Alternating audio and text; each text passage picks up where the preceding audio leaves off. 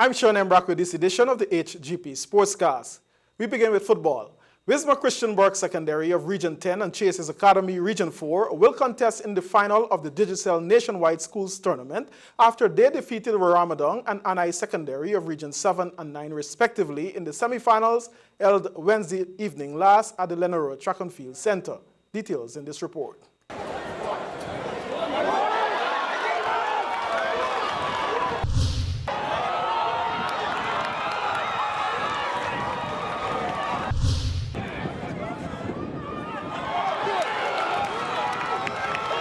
Ramadan execution of their game plan was stifled by the more organized and larger body mass players of Wismar Christianburg Secondary in their semi-final matchup Wednesday night last. The results at the end of 90 minutes regulation time was 4-0. Omar Bruley, Dequan Hercules, and Ken Dolph Lewis were the scorers who found the back of the Ramadan net. Kevin, you will be facing a different opponent in the finals this year, not Ramadan. You'll be facing Chases Academy. What is your game plan going into the game? Well, the game plan basically is basics. Not nothing fancy or anything, but just basics. We come out and play, and this week come out and play Sunday again at the finals and go home with it again. Because that's how we do it. WCSS coach was cautious about the outcome of the finals and would only say nothing will be taken for granted. Probably you would have expected a win here today. Tell me about the game first of all today. Well, good evening. With the first half, right, we stuck to our game plan, and I thought they executed most of them well. But in the second half, the players seemed to be a little bit laid back. Since they're up by 3, they start taking the other team for granted, and that caused the other team to come into our defensive third. But all in all, we're going to work on that, try to ensure that they keep their focus and play 90 minutes plus of football coming in the finals on the second. You'll be up against Chase in the finals now, and Chase look a very strong team than Ramadan. What you expect out of that game? At this level of the competition, I was not expecting any easy team or any brush over or walkover. It so happens that we won by a 4-0 margin tonight, right? But at this level, I expect it's supposed to be the 4 best teams in the country. So I was not expecting any walkover. So I don't expect Chase to be a walkover. We don't take any game lightly. We're going to go back to the drawing board. We're going to check where we made our mistakes. We're going to work on it. We have about like 2 days, 3 days. We're going to work on it, and we'll try to correct it in the game coming. Anai and Ramadan Secondary will play for 3rd place on Sunday. That game will precede the final at the Guyana Providence Stadium at 4 p.m. And the feature game, Chases versus WCSS, at 6 p.m. Calvin Chapman will now give us the details of the first semi-final.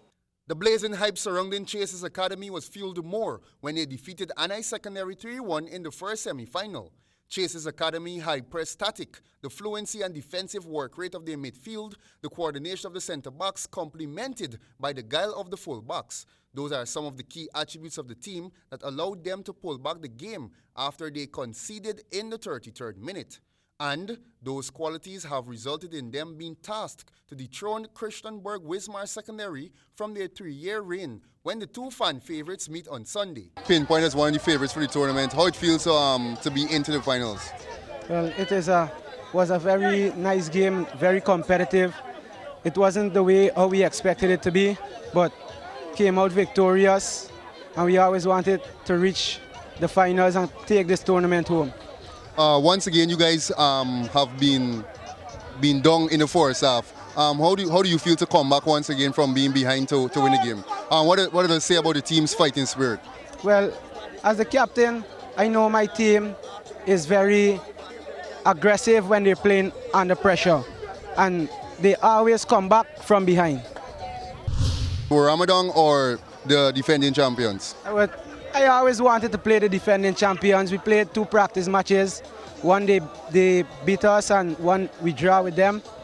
And I would like to play them again to show them that we can beat them again. The Grand Duke final will be at the National Stadium on Sunday. GFF, through its head coach, Mark Rodriguez, released the names of the 19 players who will travel to the Dominican Republic to represent Guyana when they face St. Kitts on August 21 and Cuba August 23 in the Caribbean Football Union's 2015 Women's Olympic qualifiers. 22 players were part of a rigorous one-week training camp that wrapped up last weekend, from which the 19 ladies were selected.